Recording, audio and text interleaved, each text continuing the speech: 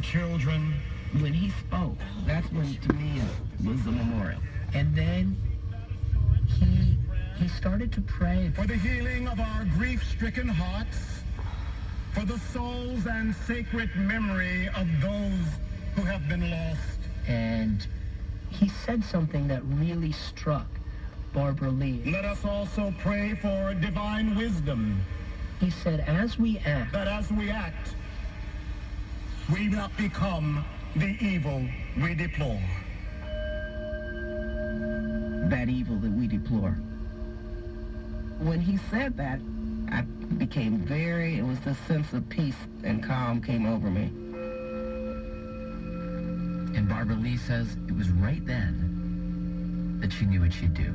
The clerk will report the title.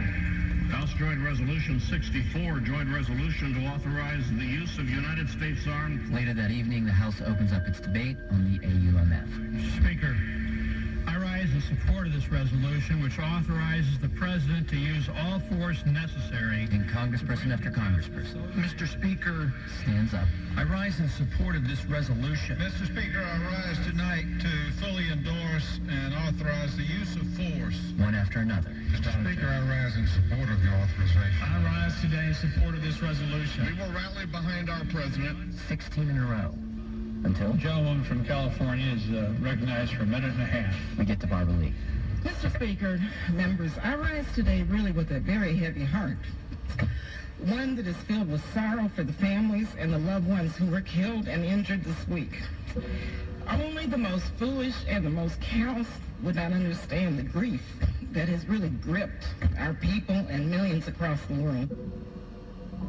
Now, I have agonized over this vote, but I came to grips with it today, and I came to grips with opposing this resolution during the very painful yet very beautiful memorial service.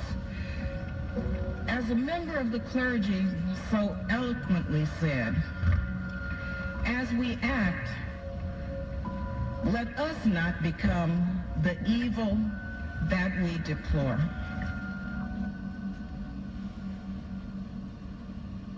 Just after the vote, Barbara Lee says she was in the cloakroom again, and she starts getting accosted by colleagues. All of these friends are coming up to her and saying, you've got to go back. You cannot vote this way. Yes, I'm not changing my vote. One of them actually said to her, look, you've done so much on HIV, you've done so much on AIDS.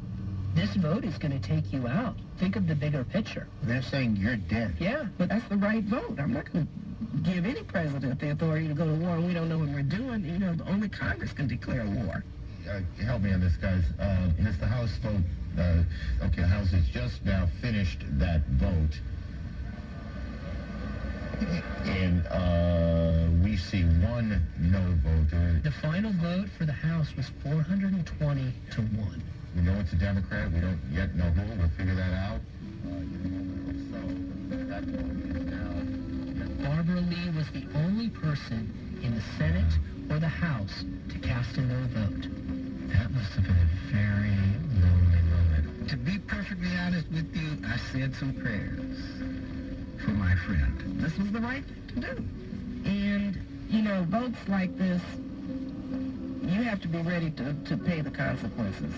Over the next few weeks, months, her office was inundated with letters. Barbara Lee, you are a traitor and a disgrace to the office that you hold. You can find all these letters archived at Mills College. You are a blight on American society, a terrorist yourself. So much hatred.